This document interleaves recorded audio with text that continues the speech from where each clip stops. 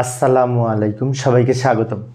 ICT বিষয়ের এই ধরনের লজিক গেট থেকে প্রশ্ন যদি আসে যে এক্স এর সরলীকৃত মান নির্ণয় করো, তো কিভাবে করব, তাই না?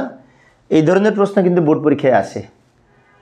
তো ভালো করে লক্ষ্য করি, এইখানে এ বি সি তিনটে ইনপুট, এর উপরে ভিত্তি করে 1 2 3 4 5টা লজিক গেট, তাই না? তো এই পাঁচটার মধ্যে এই দুটো একরকম, তার মানে এই দুটো নট, এই দুটো কিন্তু নট গেট, আমরা তো জানি। আর এটা অর যোগের গেট, এটা অ্যান্ড গুণের গেট, এটাও অ্যান্ডের সাথে নট যুক্ত করে ন্যান্ড হবে, এটা ন্যান্ড। অর্থাৎ এটা নট, এটা হচ্ছে অর, এটা অ্যান্ড, আর এটা ন্যান্ড। তাহলে এক্সের আউটপুটটা কীভাবে নির্ণয় করবো, ভালো করে লক্ষ্য করি। প্রথমে আমাদের এই যে সি এর সাথে নট যুক্ত হয়েছে, সিএস এই সিটা এখান থেকে গেছে, যাওয়ার পর এখানে নট যুক্ত হয়ে যে লাইনটা বের হয়েছে এটা কিন্তু সি নট বা সি বার বলতে পারি। আবার বি এখান থেকে লাইনটা বের হয়েছে, দিয়ে এখানে নট যুক্ত হয়ে এটা বি বার বলতে পারি, তাই না? এবং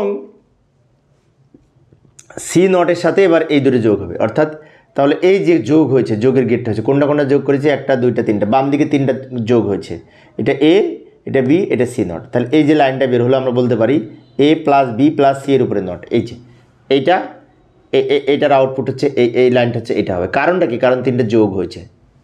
আচ্ছা, এটা পেলাম। এবার এইটার কী হবে? এটার আগে আমাদের এইটার বিষয়টা বলি। এখান থেকে বি এসছে, বি এর সাথে নট যুক্ত হয়ে এটা কিন্তু বি নট, এটা কিন্তু বি নট, বি নট, আর এটা আবার সি, সি এখান থেকে যে এখানে যুক্ত হয়েছে, বি নট আর সি দুটো মিলে অ্যান্ড গেট হয়েছে, অ্যান্ড গুণের কাজ করে। তাহলে এখানে এই আউটপুটটা হবে B not into C, B not into C, এটা হতে পারে। আচ্ছা, এবার এইখানে লক্ষ্য করি, এইখানে এই লাইন আর এই লাইন দুটো গুণ হয়েছে, গুণের উপরে নট যুক্ত হয়েছে। এই লাইন মানে কি? A plus B plus C not into এই লাইনটা হচ্ছে B C not, B not C. তাহলে আমরা লিখতে পারি এইটা ইন্টু এইটা, এক্সের মান, এইটা ইন্টু এইটা। যেহেতু গুণ হয়েছে, ও তারও আর একটা কাজ আছে, এই নট আছে তো, নট উপরে একটা নট হবে। এই যে গুণ হয়েছে, ঠিক আছে, গুণের উপরে আবার এই যে নট আছে না, তো উপরে বারটা হবে, লম্বা বার। আচ্ছা, তো এইটা হচ্ছে এক্সের আউটপুট। এখন পরীক্ষায় অনেক সময় এক্সের সরলীকৃত মান নির্ণয় করতে বলে, তাহলে আমাদের এটাকে সরল করে আরেকটা মান নির্ণয় করতে হবে। তো এখানে তো জায়গা নাই, আমি একটা কাজ করি, এটা পরের পেজে নিয়ে যাই, এক্সের মানটা আমি পরের পেজে নিয়ে যাচ্ছি, এই যে এখানে নিয়ে আসলাম, সরল করব।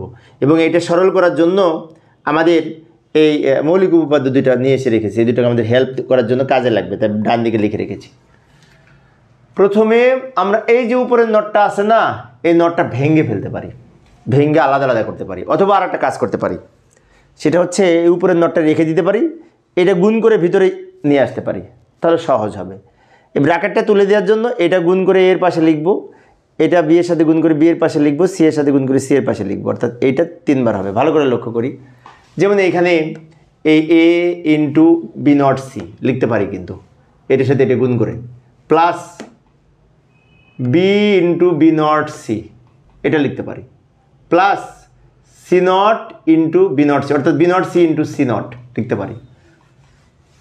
ভালো করে লক্ষ্য করি, এটার সাথে একবার এটা গুণ করে লিখছি, এটার সাথে একবার এটা গুণ করে লিখছি, এটার সাথে একবার এটা গুণ করে এখানে লিখলাম।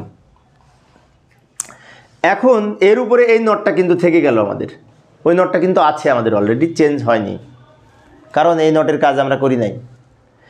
এখানে একটি বিষয় যে কিছুক্ষণ আগে বলছিলাম এগুলো আমাদের কাজে লাগবে, এখনও উপকারে আসবে, সেটি হচ্ছে বি ইন্টু বি নট সমান এ ইন্টু এ নট সমান 0। তো এ ইন্টু এ নট সমান যদি 0 হয়, বি ইন্টু বি নট সমান এটার মান 0 হবে, 0কে সি দিয়ে গুণ করলে এর মান 0 হবে, সি ইন্টু সি নটের মানও 0 হবে, 0কে বি নট দিয়ে গুণ করলে 0 হবে। তো ফাইনালি এটার মানও 0, এটার মানও 0, আর এটা যা আছে রেখে দিব। আচ্ছা, এই যে লক্ষ্য করি, এখানে যা আছে রেখে দিলাম, প্লাস এটার মান 0, প্লাস এটার মান 0, আর এই উপরে যে লম্বা নট ওইটা কিন্তু এখনও আছে, ওটার কাজ এখনও করি নাই। এবার 0 বাদ দিয়ে আমরা খালি এইটুকু লিখবো, কারণ 0-র কোনো মূল্য নাই। এ বি নট সি লিখবো, তার উপরে এই নটটা। এইবার আমরা একটা কাজ করতে পারি, সেটা হচ্ছে এই ডি মর্গানের যে দ্বিতীয় উপপাদ্য রয়েছে, সেখানে বলা আছে গুণের পূরক সমান পূরকের যোগফল। অর্থাৎ গুণের উপরে যদি এরকম পূরক থাকে, তো এই পূরকটাকে ভেঙে আলাদা করা যায়, সেক্ষেত্রে শর্ত হচ্ছে ইন্টুটা প্লাস হবে। যেমন তাহলে আমরা এখানে A not plus B double not plus C not এটা উত্তর। কিন্তু আরেকটা বিষয়, বি ডাবল নট সমান বি হবে, কারণ এ ডাবল নট সমান যদি এ হয় তা বি ডাবল নট সমান বি হবে। তাহলে আমরা লিখতে পারি A not B C not, A not B C not, এটা লিখতে পারি। এইভাবে আমরা এই লজিক ফাংশন সরলীকরণ করে এটা উত্তর হিসেবে লাস্টে গণ্য হবে। এটা তিন রকম, তো আর সামনে আগানো যাবে না, কমনও নেওয়া যাবে না, আবার ছোটও করা যাবে না। A not plus B plus C not, এটা উত্তর। তো প্রিয় শিক্ষার্থী বন্ধুরা, এই ছিল আমার আজকের আলোচনার বিষয়। আমি শিক্ষার্থীদের অনুরোধে অল্প অল্প করে আলোচনা করি, যাতে শিক্ষার্থীরা বোরিং ফিল না করে। তো পরবর্তী ক্লাসটি দেখার আমন্ত্রণ রইল। খোদা হাফেজ।